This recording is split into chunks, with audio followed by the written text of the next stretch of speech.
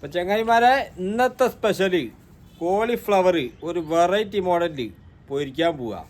വൈകുന്നേരത്തെ ചായക്കൊക്കെ കൂട്ടാൻ പറ്റിയ ഒരു അടിപൊളി ഐറ്റംസാണ് കോളിഫ്ലവർ പൊരി.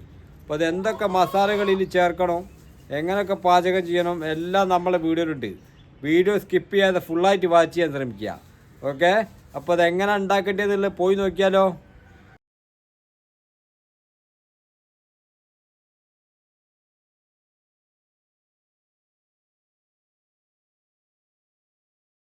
കോളിഫ്ലവർ പൊരിക്കാൻ എടുക്കുന്ന സമയത്ത് കോളിഫ്ലവർ ഇതേ വലുപ്പത്തിൽ അരിഞ്ഞെടുക്കണം കേട്ടോ. ഓവർ വലുപ്പമായി പോയി ചെയ്ത് ഓവർ ചെറുതായും ചെയ്ത് ഈ ഒരു വലുപ്പത്തിൽ പീസാക്കി എടുക്കുക കേട്ടോ. ഇനി നമുക്കിത് നല്ല വൃത്തിയായിട്ട് കഴുകണം കേട്ടോ. പല കെമിക്കലും അടിച്ച് വരുന്ന കോളിഫ്ലവറാണ്, അപ്പോൾ തന്നെ പുഴുക്കളും ഉണ്ടാവും. അപ്പോൾ ഇതിന് ആദ്യം നമുക്കൊന്ന് കഴുകി വൃത്തിയാക്കി എടുക്കണം.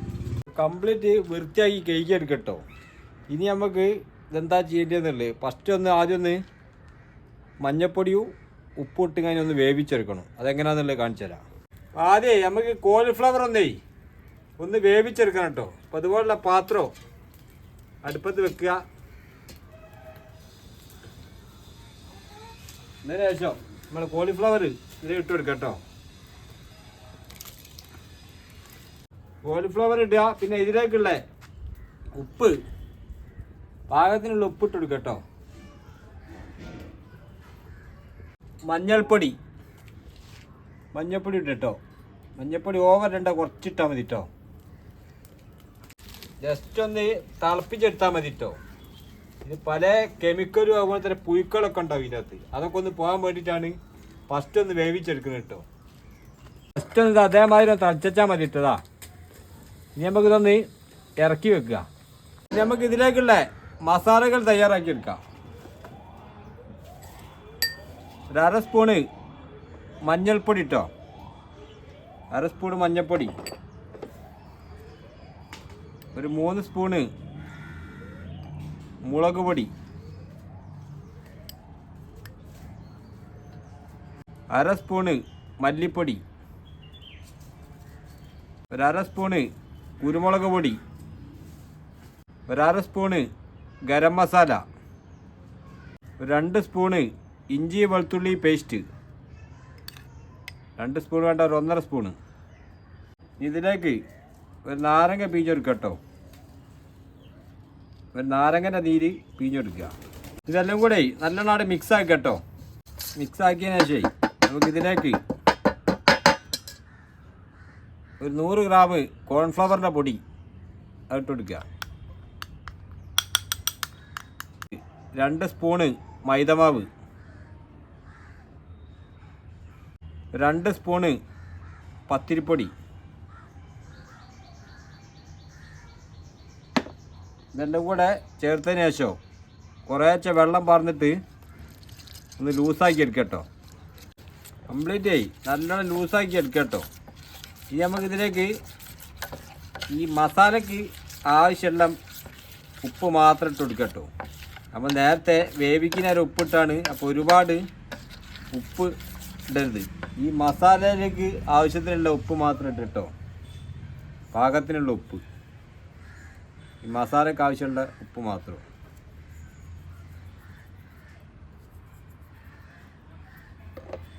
അതിനുശേഷം നല്ലോണം ഇളക്കി കൊടുക്കുക.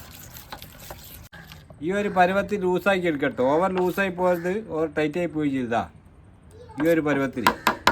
ഇനി നമുക്ക് ഇതിലേക്ക് നേരത്തെ വേവിച്ച് വെച്ച കോളിഫ്ലവർ ഇതിലിട്ട് കൊടുക്കട്ടോ.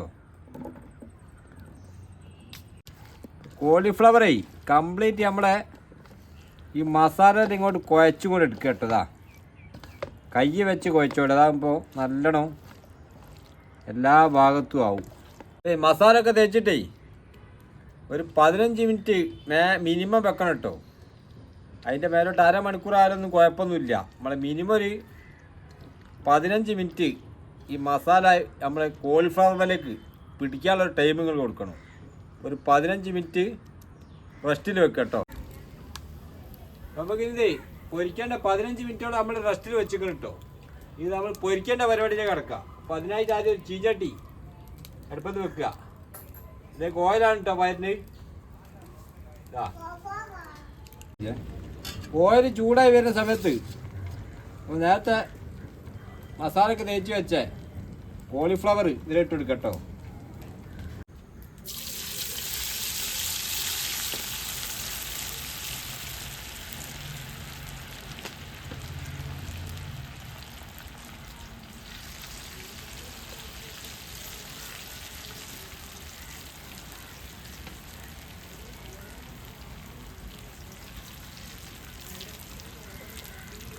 നമ്മൾ ഓയിലേക്ക് ഇട്ടതിന് ശേഷമായി പെട്ടെന്ന് അങ്ങോട്ട് ഇളക്കി കൊടുക്കരുത് കേട്ടോ.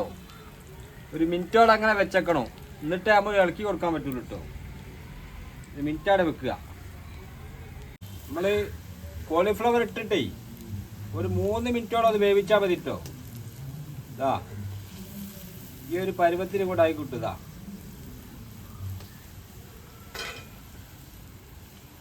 ഓവർ വേവിക്കരുത് കേട്ടോ, കരിഞ്ഞു പോവും. ഒരു 3 മിനിറ്റോളം വേവിച്ചാൽ മതി.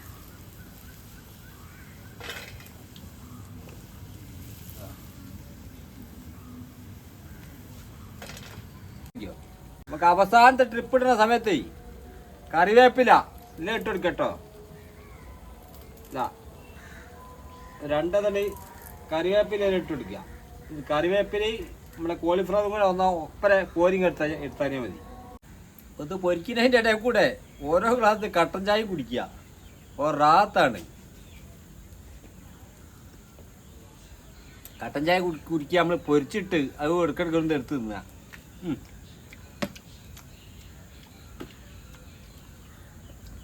നല്ല ടേസ്റ്റ് കിട്ടും മക്കളെ. ഇപ്പം സാധനം 2 കോളിഫ്ലവർ പൊരിച്ചാൽ ഒരു 100-200 ഗ്രാമിൻ്റെ അടുത്ത 200 ഗ്രാം ഉണ്ടാവില്ല. ഒരു 150 ഗ്രാമിൻ്റെ അടുത്ത നമുക്ക് സാധനം ഉണ്ടാവുള്ളൂ. അല്ല ആ 2 കോളിഫ്ലവർ പൊരിച്ചത് ഭാഗം ഈ സാധനം ഉള്ളൂ. ഈ പൊരിച്ച സാധനം ഉണ്ടല്ലോ അത് വെറൈറ്റി നല്ല ടേസ്റ്റാണ്, അടിപൊളി. അപ്പോൾ ഇതുപോലുള്ള റെസിപ്പികളൊക്കെ നമ്മൾ വീട്ടിലുണ്ടാക്കി വെക്കുക. നമ്മൾ വീഡിയോ ആദ്യമായിട്ട് കാണുന്നവരാണെങ്കിൽ സബ്സ്ക്രൈബ് ചെയ്യുക. വീഡിയോ ഇഷ്ടപ്പെട്ടിട്ടുണ്ടെങ്കിൽ ലൈക്ക് ചെയ്യുക. ഓക്കെ, അപ്പോൾ അടുത്ത വീഡിയോ കാണുന്നവരെ എല്ലാവർക്കും ഗുഡ് ബൈ.